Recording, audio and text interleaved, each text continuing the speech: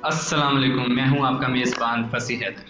जैसा कि आप सबको मालूम होगा कि ईरान के अंदर 13वें सदर के लिए इंतखाबात 18 जून 2021 को होने जा रहे हैं। तो कौन होगा ईरान का अगला सदर? वो आते ही कौन से अहम फैसले कर सकता है? सुप्रीम लीडर ईरान का झुकाव किसकी तरफ है? ईरान के लोग क्यों इंतखाबी अमल से दूर जाते हुए नजर आ रहे हैं?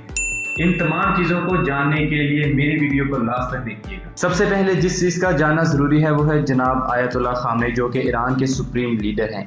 इन सुप्रीम लीडर के पास ईरान की सबसे सुप्रीम अथॉरिटीज़ होती हैं।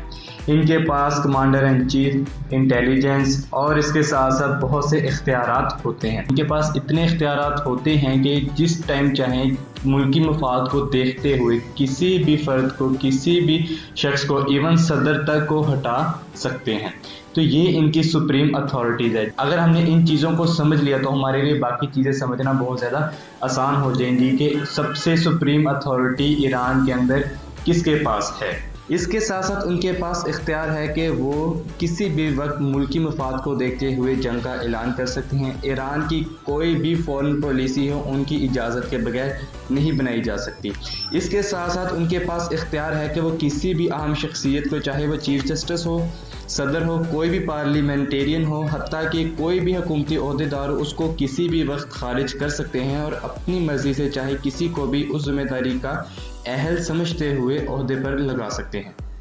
तो बुनियादी बात हमने समझ ली है कि ईरान के सुप्रीम लीडर को आया सुप्रीम लीडर क्यों कहा जाता है।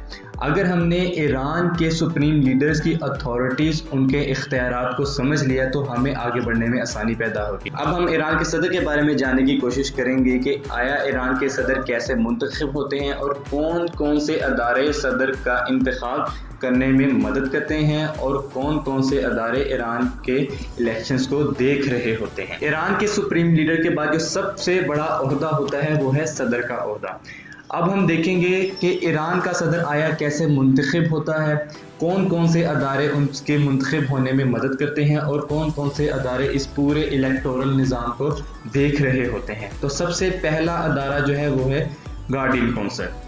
इस अदारे को समझना इंतहाई अहम है ईरान के सदर के मुंतखब होने के लिए। आइए जानने की कोशिश करते हैं कि ईरान का ये इदारा क्या जिम्मेदारियां सर अंजाम देता है ईरान के सदर मुंतखब होने में। ईरान के सदर का इंतखाब बाकी वेस्टर्न कंट्रीज़ की तरह आम आवाम ही करती हैं, लेकिन ईरान में कौन सदर का इंतखाब लड़ सकता है इसका फैसला गार्डियन काउंसिल करती है। गार्डियन काउंसिल 12 अरकान पर मुश्तमिल एक काउंसिल होती है जिसमें से 6 बंदों का इंतखाब सुप्रीम लीडर खुद करते हैं और बाकी 6 बंदों का इंतखाब जुडिशरी करती है। इन 12 बंदों की मंजूरी पार्लियामेंट देती है। गार्डियन काउंसिल का काम होता है कि जिन अफराद ने सदारती उम्मीदवारों की हैसियत से फॉर्म जमा करवाए होते हैं उनको कंप्लीट स्टडी करना, उनको देखना कोई करप्शन चार्जेस तो नहीं, बदउनवानी का केस तो नहीं, या फिर मुल्क मुखालिफ एजेंडा तो नहीं। फिर इनमें से 6 से 7 अफराद को एज आ सदारती उम्मीदवार चुन लिया जाता है। फिर मुकर्रर तारीख पर इलेक्शन होते हैं। अगर कोई उम्मीदवार 50% से ज़ायद वोट लेने में कामयाब रहता है तो उसे ईरान का अगला सदर मुंतखब कर लिया जाता है। अगर कोई शख्स वाज़ेह अक्सरियत लेने में नाकाम रहता है तो उन 2 शख्स को चुना जाता है जिनके वोट सबसे ज़्यादा होते हैं। फिर उन दोनों के दरमियान चुनाव करवाया जाता है, इसे राउंड 2 कहते हैं। फिर उन दोनों में से जो सबसे ज़्यादा वोट ले लेगा उसे ईरान का अगला सदर मुंतखब कर लिया जाता है। ईरान का हर आने वाला सदर 4 साल के लिए मुंतखब किया जाता है। वो मुसलसल 2 बार इलेक्शन लड़ सकता है, लेकिन तीसरी बार वो इलेक्शन लड़ने का अहल नहीं होता। अब अगर बात की जाए ईरान के पॉलिटिकल सिस्टम की तो हाउ चैंग हसन यारी, जो कि एक पॉलिटिकल स्कॉलर हैं, उनका मानना है कि ईरान के अंदर किसी भी किस्म का कोई पॉलिटिकल सिस्टम नहीं पाया जाता। यहाँ पर चंद लोगों के मुख्तलिफ ग्रुप्स हैं जो कि इंतखाबात में हिस्सा लेते हैं या फिर किसी एक नुमाइंदगी को अपना सदर मुंतखब कर लेते हैं। ईरान में सियासी लिहाज से 3 माइंडसेट चलते हैं: हार्डलाइनर, मॉडरेट, रिफॉर्मिस्ट। हार्डलाइनर वो होते हैं जो Wilayat फ़िक़्ह, government of Islamic jurist पर यकीन रखते हैं, जो हर लिहाज से इस्लामी नुक्ता नज़र से मुल्की मफाद में सोचते हैं, जहाँ भी जिहाद कायम करना हो वहाँ करते हैं, जिसकी मिसाल हमें हिज़्बुल्लाह लेबनान की शक्ल में नज़र आती है। ऐसे ग्रुप की वजह से ईरान को अक्सर पाबंदियों का सामना करना पड़ता है। मॉडरेट वो होते हैं, जैसा कि नाम से जाहिर है, कि एतदाल पसंद। ये मुल्की मैशत और तरक्की, दूसरे ममालिकों के साथ बेहतरीन ताल्लुकात कायम करने में यकीन रखते हैं। لیکن جہاں حق و باطل کی تمیز کرنی ہوتی ہے وہاں ہارڈ لائنر کی طرح مختلف سٹیپ لیتے ہیں۔ ریفارمسٹ وہ ہوتے ہیں جو جہاد، اسلامی قانون کی بالادستی، شریعت کی بجائے ملک و قوم کی ترقی اور دوسرے ممالکوں کے ساتھ بہترین تعلقات پر یقین رکھتے ہیں۔ یہ جنگ جہاد سے اکثر دور رہنا ہی پسند کرتے ہیں۔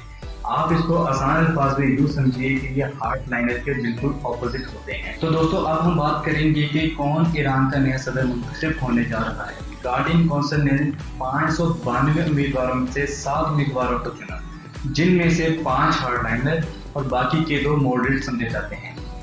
ان 7 امیدواروں میں سے جن کا چرچا سب سے زیادہ سننے کو مل رہا ہے وہ ہیں ابراہیم رئیسی۔ کون ہے یہ ابراہیم رئیسی اور کیسے سپریم لیڈر آف ایران نے ان کو متعارف کروایا ہے؟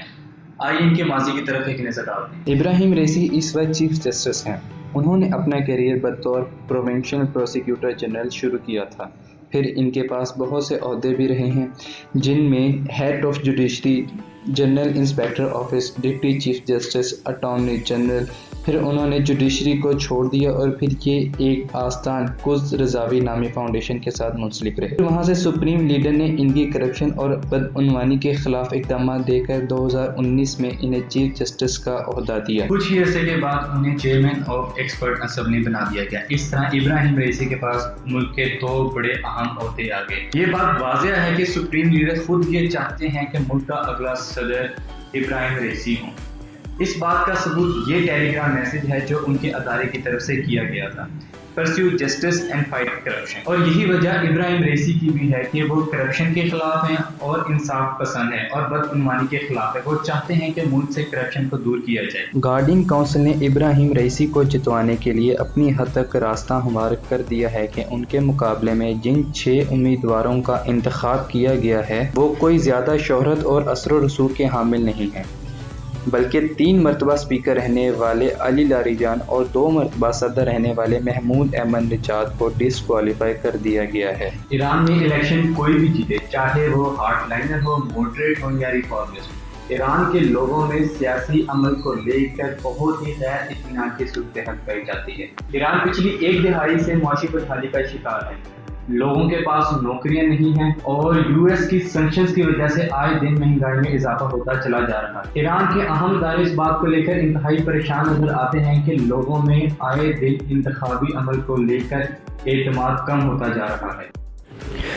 25 مئی 2021 کو اسٹوڈنٹ پولنگ ایجنسی نے الیکشن کے حوالے سے ووٹنگ کروائی، جس میں ووٹنگ کرنے والوں کی شرح صرف 36% تھی، جو کہ انتہائی افسوسناک ہے۔ اور تو اور ٹویٹر پر پچھلے کئی ہفتوں سے یہ ٹرینڈ بھی چل رہا ہے، بائیکاٹ ایران الیکشن۔ آپ ووٹنگ کو لے کر سنگینی کا اندازہ اس بات سے لگا سکتے ہیں کہ خود سپریم لیڈر نے اپنے ویڈیو پیغام میں عوام سے کہا ہے کہ وہ الیکشن میں بڑھ چڑھ کر حصہ لیں اور دشمن کی باتوں میں نہ آئیں اور اپنے لیے نیا صدر منتخب کریں۔ اگر اس بار بھی ووٹنگ ٹرن آؤٹ کم دیکھنے کو ملتا ہے، جو کہ نظر بھی آ رہا ہے، تو یہ ایران کی سیاسی اور انتخابی معاملات کو لے کر ایک بہت بڑا سوالیہ نشان ہوگا۔